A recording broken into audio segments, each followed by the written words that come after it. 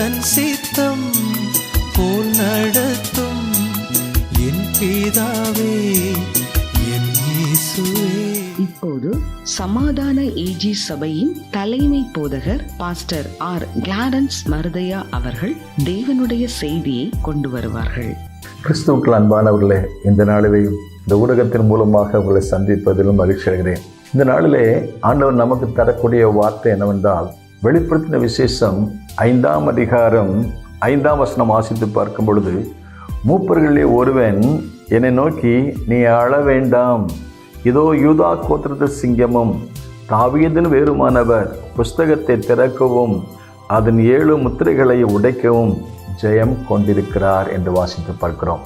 இந்த உலகத்தில் இன்னும் என்ன சம்பவிக்கும் என்பதை குறித்த கேள்வி எழும்பிய பொழுது, ஆண்டவராகிய தேவன் அவருடைய அன்பின் சீசனாகிய யோவானுக்கு இனி உலகத்தில் அப்கமிங் திங்ஸ் என்ன சம்பவிக்கும் என்பதை குறித்த ஒரு தெளிவான வெளிப்பாட்டை அவனுக்கு காண்பித்தார்.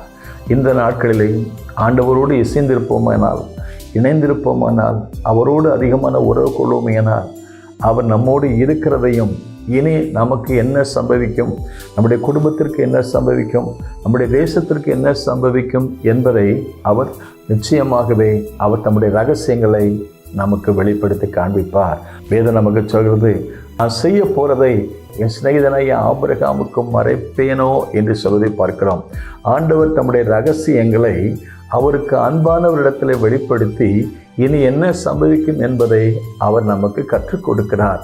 ஏனென்றால் நம்முடைய தேவன் கடந்த காலத்துக்கும் மட்டுமல்ல, நிகழ்காலத்திற்கும் மட்டுமல்ல, எதிர்காலத்துக்கும் உரிய ஒரு தேவன். வெளிப்படுத்தின விசேஷம் என்றாலே திரைமறைவில் இருக்கிற ரகசியங்கள், மறைவுக்கு பின்னால் இருக்கிறவர்களை வெளியே கொண்டு வருவதுதான் அதற்கு பொருளாகும். மறைக்கப்பட்ட ரகசியங்களை வேதம் நமக்கு சொல்கிறது, மறைவானவைகள் தேவனுக்குரியவைகள், வெளிப்படுத்தப்பட்டவைகளோ மனிதனுக்குரியவைகள். ஆகவே மறைந்திருக்கிறவைகளை அல்லது ரகசியங்களை தம்மில் அன்புக்குரியவர்களுக்கு அவர் வெளிப்படுத்தி காண்பிக்கிறார். அன்பின் சீசனாய் யோவான் இந்த சுவிசேஷத்து நிமித்தமாக, அவருக்கு கொடுத்த சாட்சி நிமித்தமாக பத்மோ எனப்பட்ட ஒரு தீவிலே நாடு கடத்தப்பட்டவனாக இருக்கிறான்.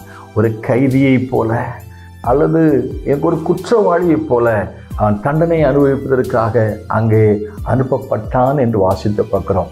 அப்படிப்பட்ட அந்த வனாந்தரமான அந்த தீவில் வேதம் சொல்லி, நான் கர்த்தருடைய நாளில் ஆவிக்குள்ளானேன்.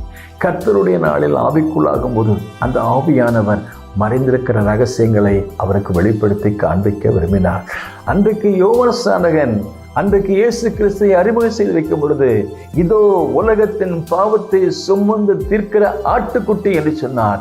ஆனால் அன்பின் சீசனாய் யோவானோ இந்த இயேசு கிறிஸ்துவை பற்றி என்ன சொன்னார் என்றால், அவர் அன்புக்குரியவர், அவர் இரக்கத்துக்குரியவர், அவர் ஒரு சாதாரண ஆட்டை போல சாந்தமும் மனத்தாழ்மை உள்ளவர். அதே வேளையில அவர் யூதா கோத்திர சிங்கம் என்று சொல்கிறார். ஆண்டவரை இயேசு அன்புள்ளவர், இரக்கமுள்ளவர், அதே வேளையிலே நீதியுள்ள நியாயாதிபதியாக வரப்போகிறார். அருமையான தேவனுடைய பிள்ளைகளே, நாம் ஒரு சிங்க குட்டிகளாக இருக்கிறோம்.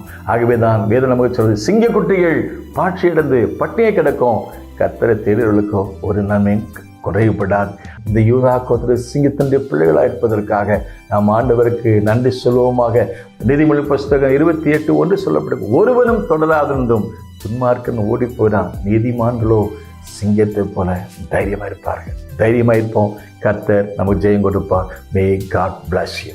உந்தன் சித்தம் போல் நடத்தும் கர்த்தாவே, நீர் நித்தம் என்னை எந்தன் சித்தம் போல வேண்டாம், என் பிதாவே, என் இயேசுவே.